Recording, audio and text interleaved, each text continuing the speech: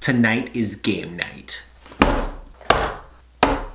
Do you ever struggle on trying to figure out which game that you want to play for game day? It's always you have too many players or too little players to play the game that you want to play, and you always have to negotiate with the other players about which game that you want to play. We normally just try to figure out what works best with the number of players. I don't necessarily plan which games we're gonna play on different game days unless I know the exact number of people that are coming, because every single time it seems that we have too many. I mean, I love party games, but you know, I've got a ton of them. That's why I have so many, it's just because we always have so many players. Good cop, bad cop, One Night Ultimate Werewolf, regular werewolf, the Resistance, Bang the Dice game.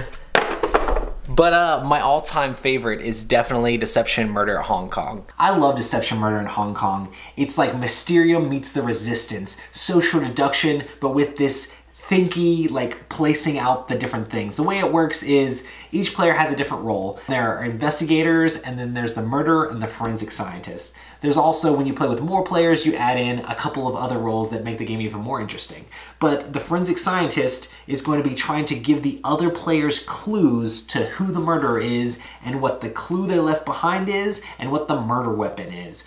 And the other players, not only do they have to figure out who that person is, they have to figure out what they used to commit the murder. And it's very interesting because the murderer gets to choose what those things are. In secret, everybody hides their, like looks down and closes their eyes, and then they select based on what the other people have in the table, trying to be as sneaky about the things that they picked so that it can hide in between the other murder weapons and clues that the other players have. It's super exciting because it's like you have different cards here that the forensic scientist puts out to try to show where the murderer might be. Like say they pick the location of the crime is a playground and severe injury was the cause of death. And then there's all sorts of different things here that are like sort of like adjective things or like different things that are going to try to give you clues to point them to the murder weapon and the clue and the person who did it. Like with time of death, maybe it's in the at noon, and then the occupation is they're a student, and the duration of the crime is brief.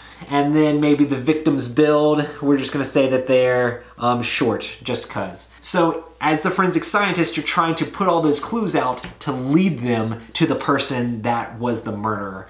Then all the other players discuss and negotiate and try to work out who that murderer is. This game plays all the way from 4 players all the way up to like 12. So it plays a wide range of players and still works really well because it adds in a couple extra roles when you get to those higher player counts. But after you do all this, everybody discusses who they think it is. They switch out some of these adjective tiles. They switch out one, and then everybody discusses again, then they switch out another, and you have to try to guess who that is. Each player gets one guess, and once they use their guess, they're still allowed to be in the negotiation and the talking about who they think the murderer is, but they can no longer actually try to accuse them like an official accusation. When someone accuses someone, say they think it is the chemicals and the button, then if that's the correct thing, then the forensic scientist would say yes. It has to be 100% correct. They can't get half of it right and half of it wrong. It's just yes or no. So they could have the murderer correct, but not have their correct situation with the murder weapon and the clue left behind. I played this game once where I was the murderer. They knew I was the murderer. There was only one player who had one clue left besides me, and they couldn't figure out what I used to do it in the game. So I was just like, yep, I'm the murderer. How did I do it? Because they had wasted their clues on accusing other people, and I had been in the shadows, and they finally figured it out, but they still couldn't nail me to the wall because they couldn't figure out that I had like a riddle was the clue that was left behind. They thought it was like tax papers or something crazy. But yeah, Deception Murder Hong Kong is a super awesome, exciting game. It has all sorts of crazy cards for the different things. There's a huge variety of all those. Magazines, keys, locks, blenders for weapons and unarmed attacks and poison needles, and snacks for clues left behind. You gotta have snacks. One thing that's definitely a must for any game night is snacks, so I better go grab some.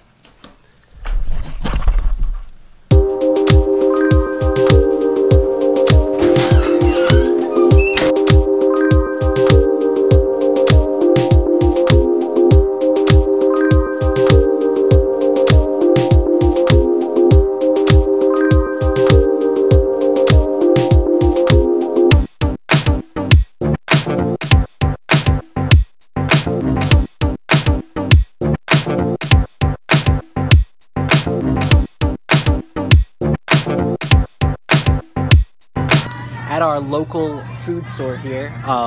Just trying to figure out which snacks are the best for game night. So many different ones. These are always awesome if you have some dip and stuff. But yeah, worst game snack. Definitely Cheetos. You don't want that to get all over your cards. But yeah, hanging out with the babies. Are you excited? Yep. Let's try to pick something out. Did we get good stuff, guys? You think we got good snacks? It says buy something. We did buy something. It's time for game night, so let's look at what we played. Brass Empire, a little deck builder game with tons of cards and units where you attack each other.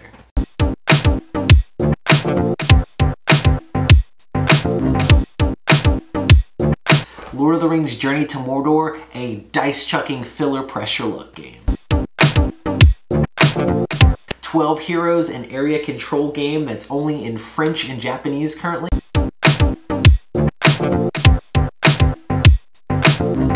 Mechs vs. Minions, the cooperative programming game where you're trying to run around and do different adventures, and there's a scenario, lots of fun.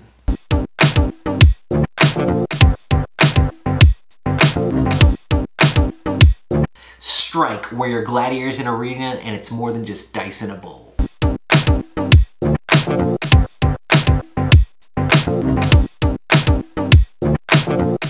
Tales of the Arabian Nights is a storytelling game that's like a choose your own adventure where there's this huge book and it's all about just telling a crazy story.